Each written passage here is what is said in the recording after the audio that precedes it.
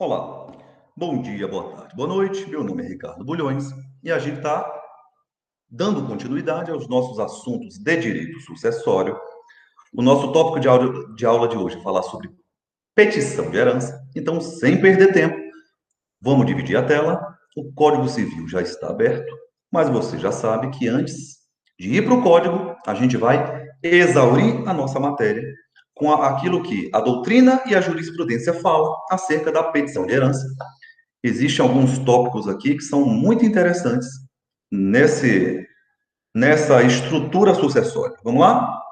Eu já dividi a tela. Nosso tema de aula de hoje é falar sobre petição de herança. Olha que coisa interessante. Na nossa última aula,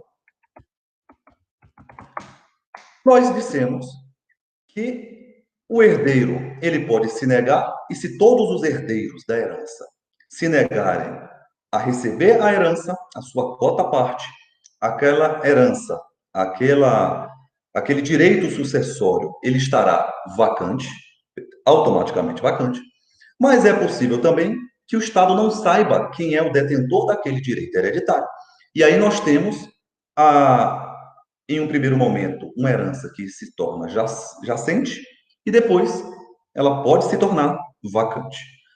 Agora, a pergunta que vem logo na sequência é: qual é o instrumento que o sujeito, que o detentor de direitos hereditários, que não se manifestou em determinado momento, pode utilizar para que ele tenha os seus direitos hereditários resguardados? E a resposta para isso é a petição de herança. Então, tendo feito essa breve introdução, convém aqui a gente botar o nosso conceito. Anote comigo, abra seu caderno, anote que a petição de herança é o meio. Então, bora botar o meio pelo qual não. Por meio da petição de herança, por meio da petição de herança,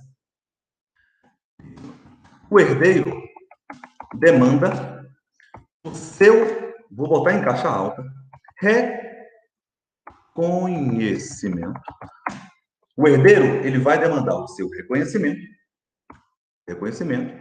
do seu status sucessório. Por meio da petição de herança, esse é o instrumento que o sujeito vai buscar o seu reconhecimento.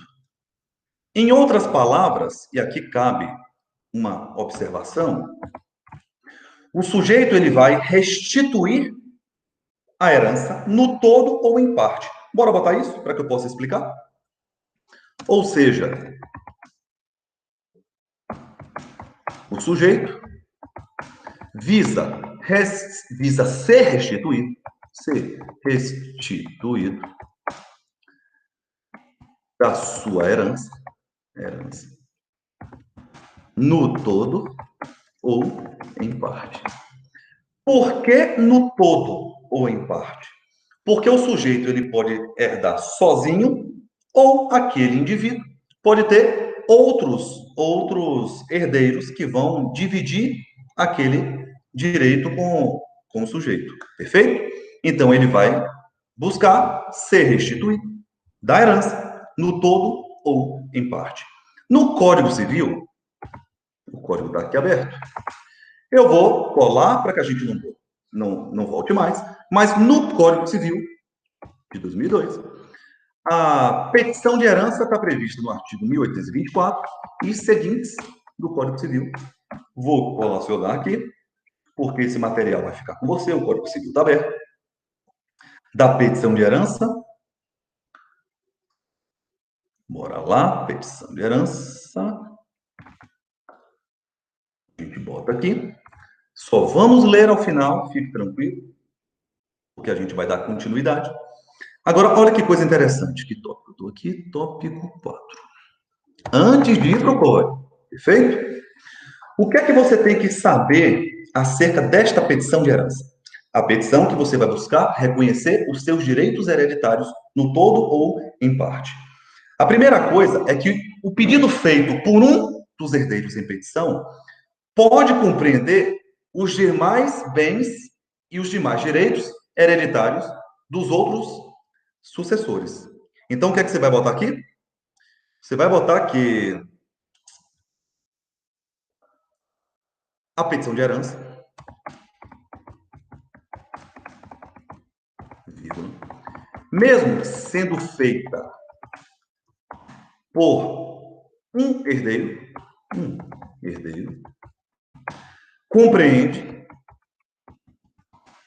todos os bens hereditários.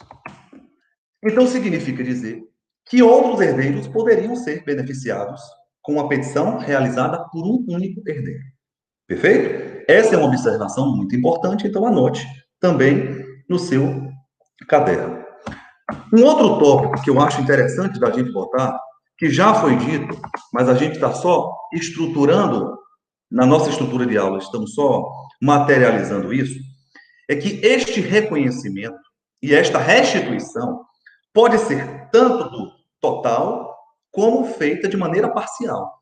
Digamos que um sujeito tinha efetivamente 3 filhos, já houve a partilha daquele patrimônio para aqueles 3 herdeiros, só que depois se descobre um outro filho, fruto de um outro casamento. Esse sujeito também tem direitos hereditários. Então ele vai buscar primeiro o seu reconhecimento e agora ele vai buscar também a restituição da sua quota parte. Não no total, mas agora de maneira parcial, porque você, ao invés de dividir por 3, você vai dividir por 4.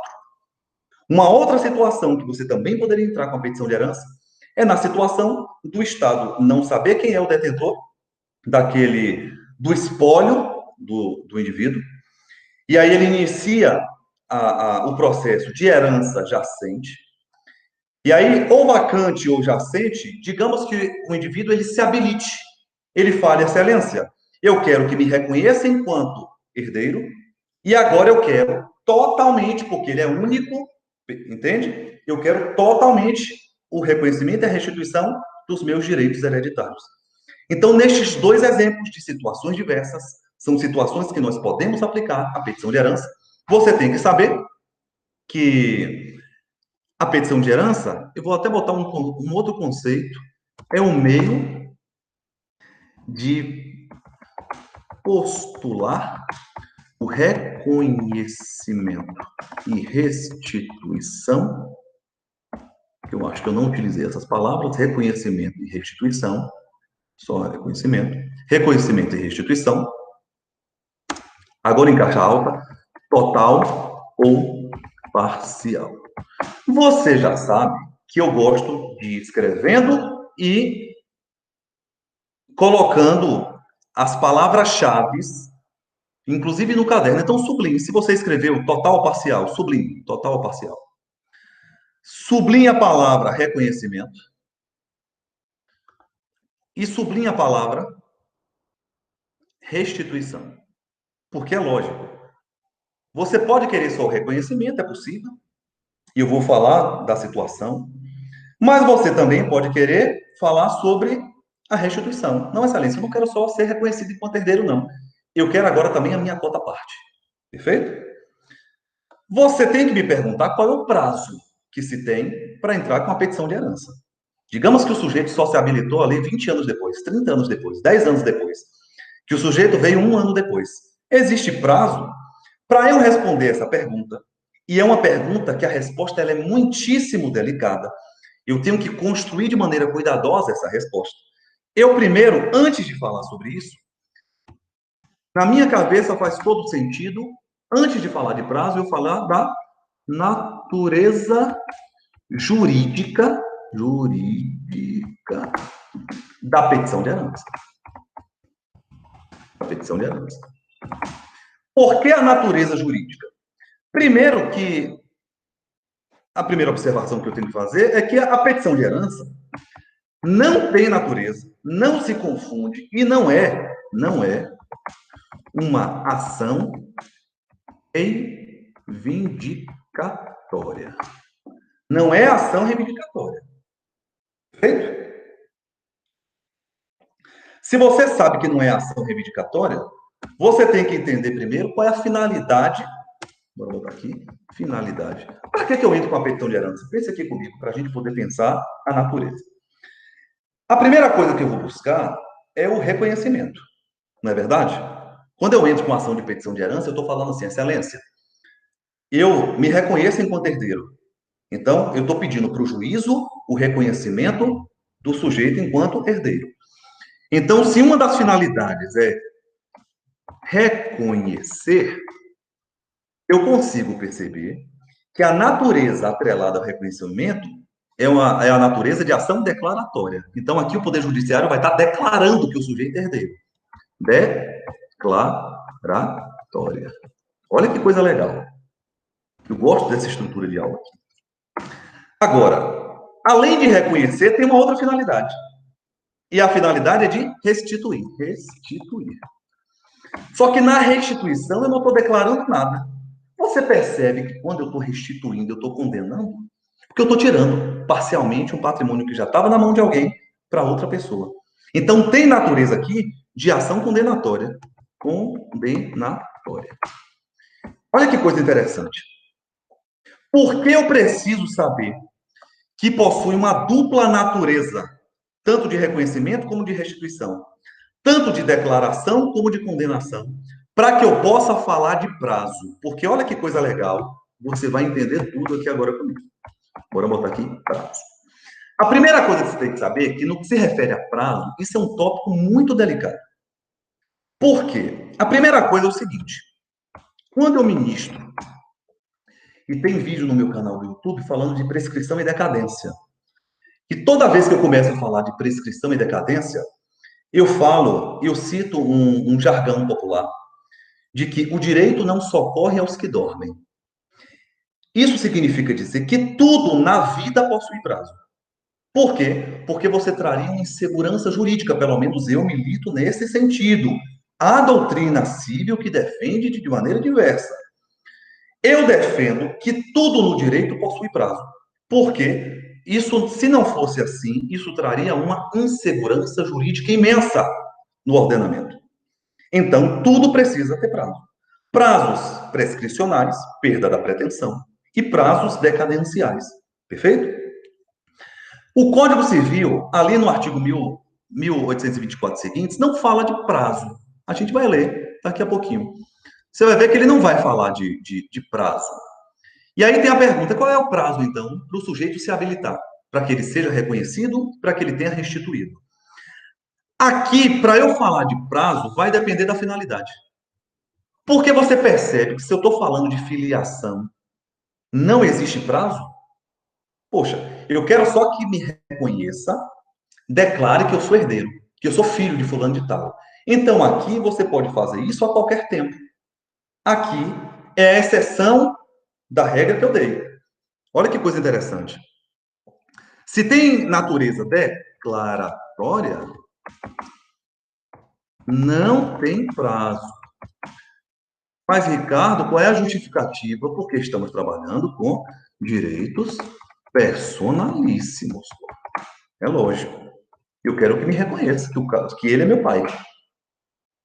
Quero que me reconheça que eu sou herdeiro. Aqui, se tiver só natureza declaratória, se tiver só querendo reconhecer, você não tem prazo. Agora, olha que coisa interessante. Se tiver natureza de ação condenatória,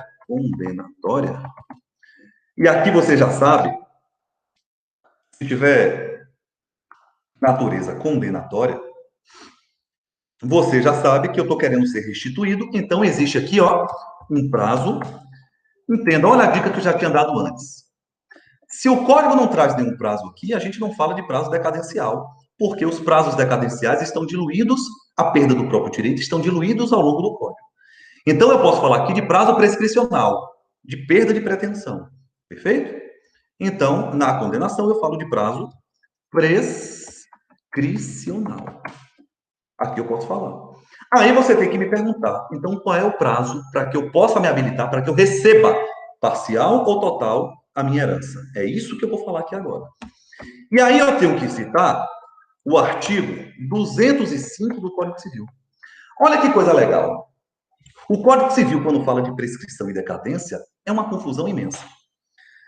Tanto que, quando ministro isso, geralmente o aluno acha que a regra é do artigo 205, quando, na verdade, o artigo 205 é a exceção. A regra são os prazos previstos no artigo 206. O artigo 205 e 206 trazem os prazos prescricionais. Aí você vai ver lá o artigo 206 trazendo o prazo de 1 ano, prazo de prescrição de 2 anos, 3 anos, 4 anos e 5 anos. E aí vem o artigo 205 dizendo que quando não tiver prazo, o prazo prescricional será de 10 anos. Olha que coisa interessante.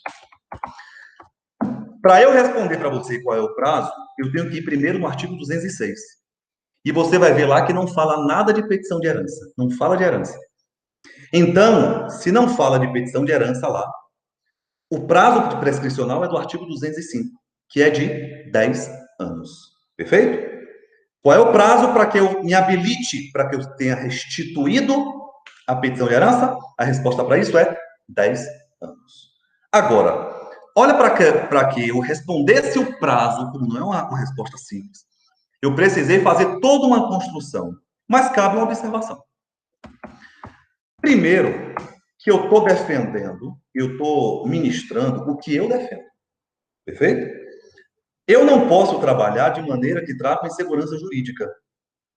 Mas existe parcela da doutrina que fala e defende a tese da imprescritibilidade em relação à petição de herança.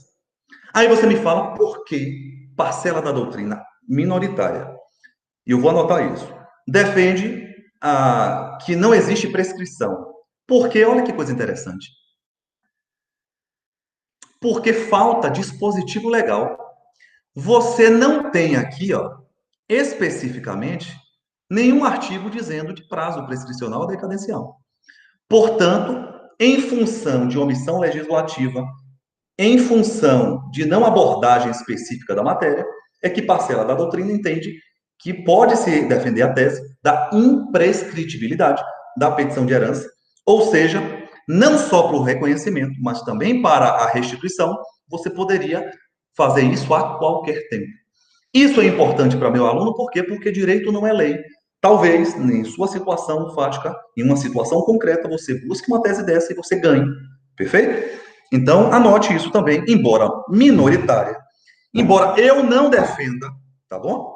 A minha resposta sempre será 10 anos. Concurso público, você vai botar 10 anos. Prova da ordem, você vai botar 10 anos. Mas existe tese, porque estamos trabalhando no direito, existe tese de imprescritibilidade. Por quê? Por falta de disposição legal. Eu não concordo, mas existe.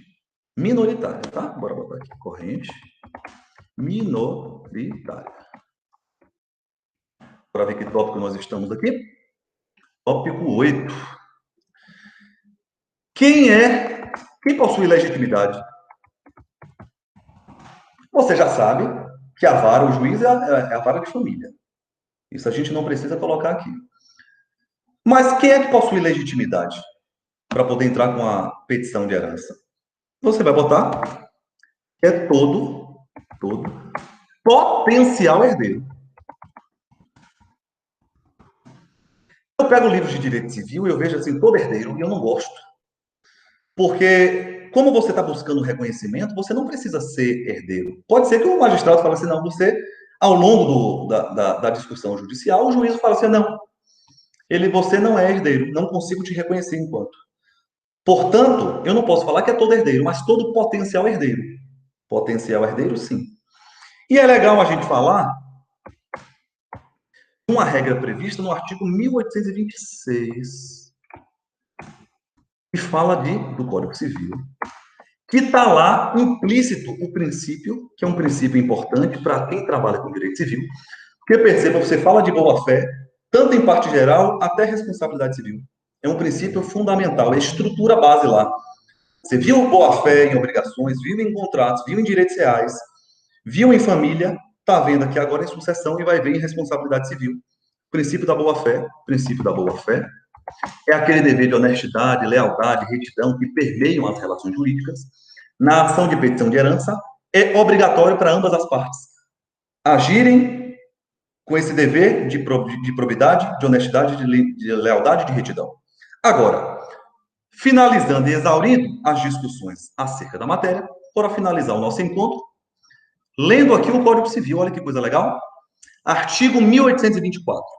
O herdeiro pode, em ação de petição de herança, demandar o seu reconhecimento, olha que coisa legal, reconhecimento, para obter a restituição. Aqui você já sabe, só lendo que já estão as duas finalidades da ação de petição de herança, no todo ou em parte dela, contra quem, na qualidade de herdeiro, ou mesmo sem título, a possui.